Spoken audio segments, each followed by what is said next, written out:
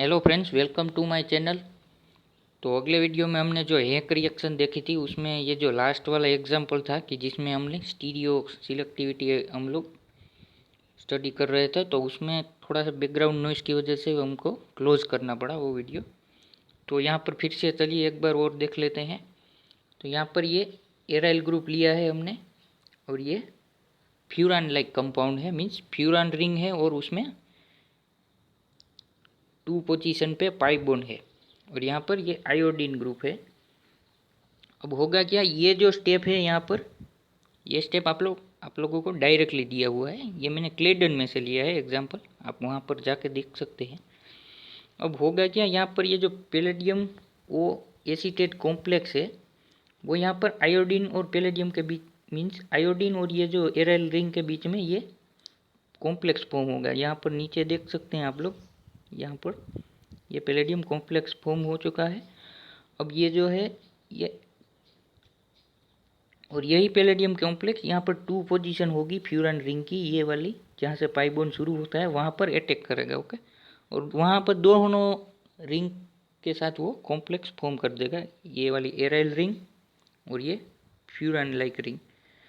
तो अब क्या होगा, अब बीटा एलिमिनेशन होता है, वो तो मैंने बताया ही था एक रिएक्शन में। तो यहाँ पर ये जो बीटा हाइड्रोजन है ये फ्यूरान रिंग वाला, वो ये पैलेडियम कॉम्प्लेक्स एब्स्ट्रैक्ट कर लेगा। तो पैलेडियम वाकई में वो किस पोजीशन पे आएगा फ्यूरान रिंग की 3 पोजीशन पे। तो ये एग्जांपल देखिए, यहाँ पर फ्यूरान रिंग की 3 पोजीशन पे पैलेडियम कॉम्प्लेक्स फॉर्म हो चुका है और ये जो एराइल रिंग है वो 2 पोजीशन पे कनेक्ट हो जाएगी, देख सकते हैं आप लोग। और अगले वीडियो में आप लोग कैटालिटिकल साइकिल देखोगे तो वहाँ से आप लोगों को और से समझ में आएगा, मगर वहाँ पर थोड़ा सा बैकग्राउंड नॉइज लास्ट स्टेप में इंक्रीज हो चुका था, इसलिए मैंने क्लोज कर दिया था। चलिए, तो यहाँ पर ये इस पोजीशन 3 पोजीशन पे पैलेडियम ने कॉम्प्लेक्स फॉर्म कर चुका है। अब क्या होगा, अब वो अनोदर उसकी एडजेसेंट पोजीशन है जहाँ पर एराइल रिंग नहीं है, वहाँ से क्या करेगा, वो प्रोटॉन एक्सेप्ट करेगा, मीन्स फिर से बीटा एलिमिनेशन होगा। अब वहाँ से ही क्यों हुआ, अब वहाँ पर 2 प्रोटॉन है, क्यों ये रेड वाला प्रोटॉन नहीं एक्सेप्ट करेगा, क्योंकि रेड वाला प्रोटॉन है वो पैलेडियम कॉम्प्लेक्स के थ्रू आप लोग देखोगे तो वो स्टेगर्ड कन्फॉर्मेशन के फॉर्म में है। आप लोग यहाँ से देखोगे इस वाली पोजीशन पे तो ये स्टेगर्ड फॉर्म में है, रेड हाइड्रोजन है वो, और जो ग्रीन हाइड्रोजन है वो पैलेडियम के सामने ही है बिल्कुल। तो उसको हम लोग क्या बोलते हैं, इक्लिप्स। तो वो इक्लिप्स वाला हाइड्रोजन ही एब्स्ट्रैक्ट होगा बीटा एलिमिनेशन के थ्रू। तो वो एब्स्ट्रैक्ट होने से कुछ इस तरह से इंटरफेस आपको मिलेगा कि हाइड्रोजन एब्स्ट्रैक्ट होने से यहाँ पर पाई बॉन्ड जनरेट हो जाएगा। मगर अब फिर क्या होगा, वो फिर ये पैलेडियम इस पोजीशन पे आ जाएगा क्योंकि यहाँ से हाइड्रोजन एक्सट्रैक्ट किया था, देख सकते हैं यहाँ पर ये इस पोजीशन पे पैलेडियम आ चुका है। अब फिर से वो इक्लिप्स हाइड्रोजन उसकी बीटा पोजीशन पे, जो एडजेसेंट बीटा पोजीशन पे जो होगा, वो फिर से वही ग्रीन वाला इक्लिप हाइड्रोजन ये वाला एब्स्ट्रैक्ट करेगा और फिर से इस तरह से पाई बॉन्ड जनरेट करके वो इस पोजीशन पे आ जाएगा। अब इस पोजीशन पे आने से क्या होगा, अब यहाँ से वो एलिमिनेट ही हो जाएगा, फाइनली कोई पोजीशन बची नहीं है, इसलिए वो एलिमिनेट हो जाएगा। क्योंकि यहाँ पर तो ऑक्सीजन है, उसके पास तो हाइड्रोजन होता नहीं है क्योंकि उसकी 2 ही वैलेंसी होती है। तो यहाँ से इस पोजीशन पे फाइनली आके वो एलिमिनेट हो जाएगा और ये पाई बॉन्ड वैसे के वैसे ही रह जाएगा। देख सकते हैं आप लोग यहाँ पर ये प्रोडक्ट हमको मिल चुकी है 78% यील्ड में।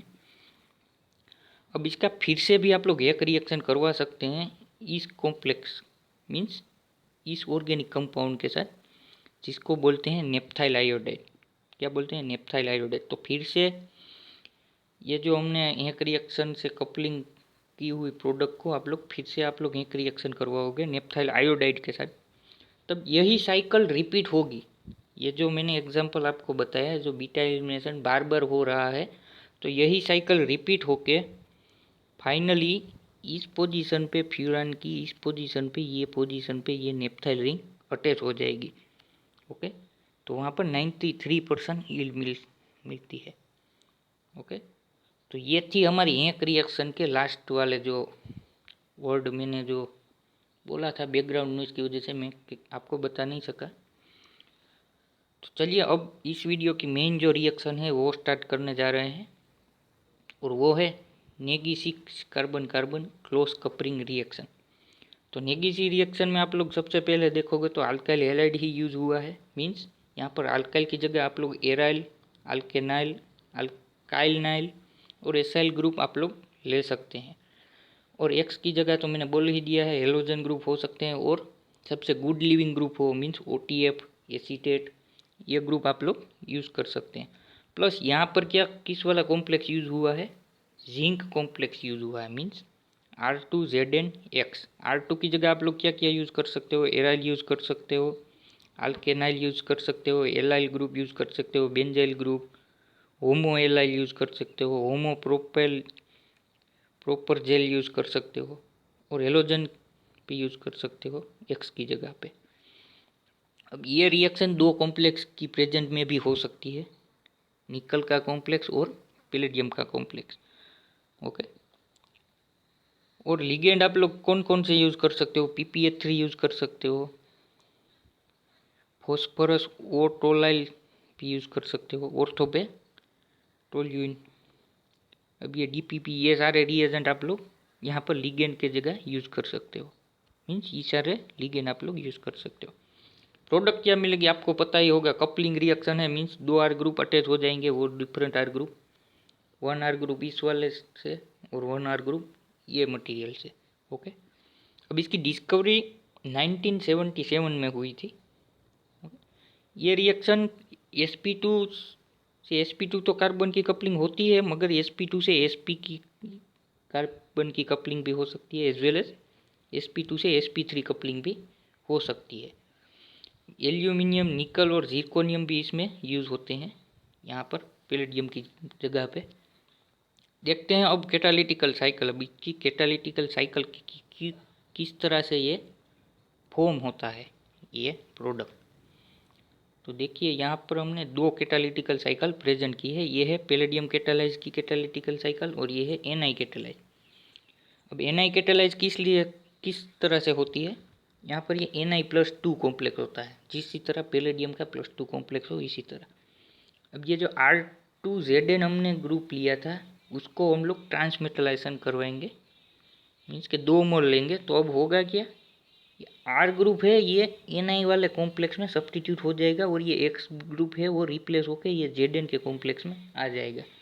देख सकते हैं यहाँ पर Zn में, यहाँ से Ni के कॉम्प्लेक्स में जो X2 ग्रुप था वो Zn के पास आ चुका है, और ये जो Zn के स्टार्टिंग मटेरियल में R ग्रुप था वो Ni के कॉम्प्लेक्स के पास आ चुका है।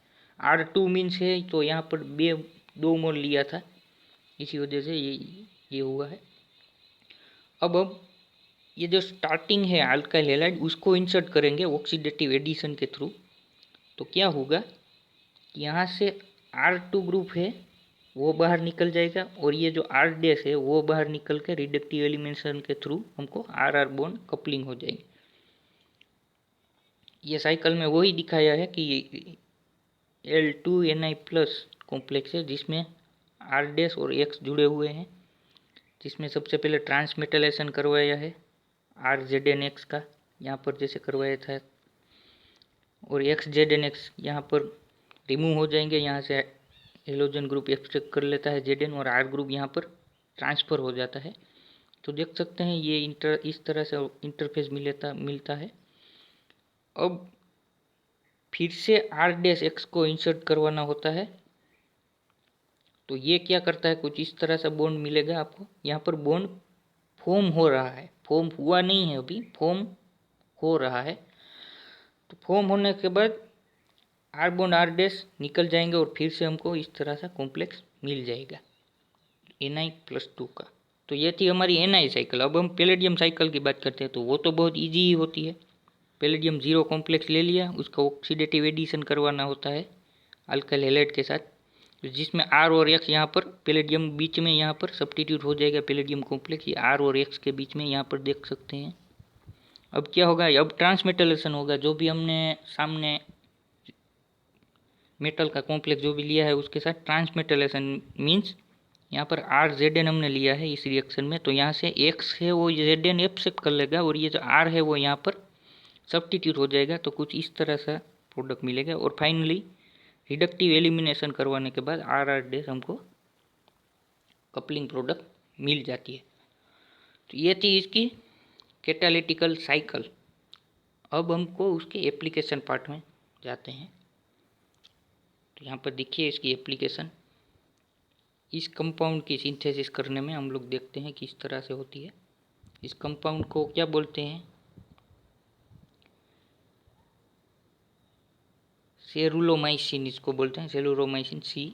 इसकी सिंथेसिस किस तरह से होती है, कुछ इस तरह से aryl ring pyridine type ring लेना होता है। इसमें ये मिथॉक्सी सब्स्टिट्यूट है और ये ब्रोमीन और ये एन के साथ आइसोप्रोपाइल ग्रुप अटैच है दो, और यहाँ पर कार्बोनिल ग्रुप है। अब इसकी पिरिडियम 2 लिथियोपिरिडियम के साथ आप लोग रिएक्शन कर, ये 2 पोजीशन पे लिथियम है यहाँ पर, तो 2 लिथियोपिरिडियम के साथ आप लोग रिएक्शन करवाएंगे। तो सबसे पहले ZnCl2 यहाँ पर है, तो यहाँ पर पिरिडियम ये वाली रिंग में Zn का कॉम्प्लेक्स फॉर्म होएगा। ये वाली रिंग में सबसे पहले Zn का कॉम्प्लेक्स फॉर्म होगा, और जब यहाँ पर Zn का कॉम्प्लेक्स फॉर्म होगा, यहाँ पर 2 पोजीशन पे ZnCl आ चुके होंगे यहाँ पर Li को रिप्लेस करके। तो यहाँ पर मान लीजिए ZnCl है, तो अब क्या होगा, ये ब्रोमीन यहाँ से एब्स्ट्रैक्ट कर लेगा, क्योंकि यहाँ पर ये एक्टिवेटेड बॉन्ड यही है कैलेडियम कैटालाइज रिएक्शन के लिए। तो यहाँ से वो ब्रोमीन एब्स्ट्रैक्ट कर लेगा और यहाँ पर वो 2 पोजीशन पिरिडियम की जॉइंट हो जाएगी। देख सकते हैं यहाँ पर ये पिरिडियम है, उसकी ये 2 पोजीशन है। देखिए नाइट्रोजन के सबसे एडजेसेंट पोजीशन को हम लोग 2 पोजीशन बोलते हैं, पहले नाइट्रोजन 1 कहते हैं और उससे एडजेसेंट को 2।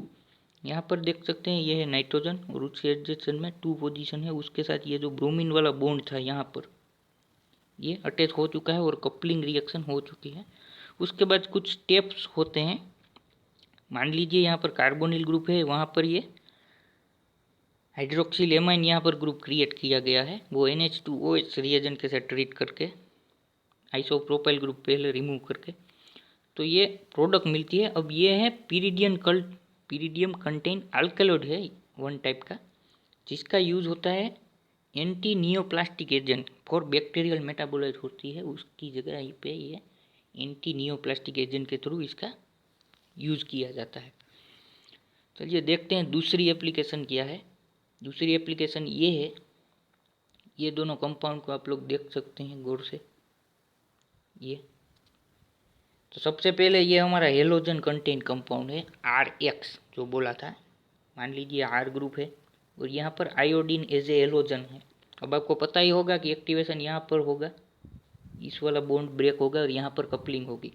अब दूसरे कंपाउंड में देखिए लेफ्ट हैंड सब यूनिट में, तो यहाँ पर ZnCl भी है, वो भी हमने देखा था RZnX, तो ये RZnX के फॉर्म में है। अब उसकी पैलेडियम कॉम्प्लेक्स के साथ आप लोग ट्रीट करोगे तो आपको अभी पता ही चल चुका होगा कि यहाँ पर आयोडीन एलिमिनेट हो जाएगा और यहाँ से ZnCl एलिमिनेट हो जाएगा। तो ये बॉन्ड जो है ये यहाँ पर फॉर्म हो जाएगा। देख सकते हैं यहाँ पर प्रोडक्ट में ये बॉन्ड, यहाँ पर बॉन्ड फॉर्म हो चुका है। यहाँ पर ZnCl था वो रिप्लेस हो गया है और यहाँ पर आयोडीन था वो भी चला गया है। तो ये कपलिंग प्रोडक्ट हमको मिल चुकी है।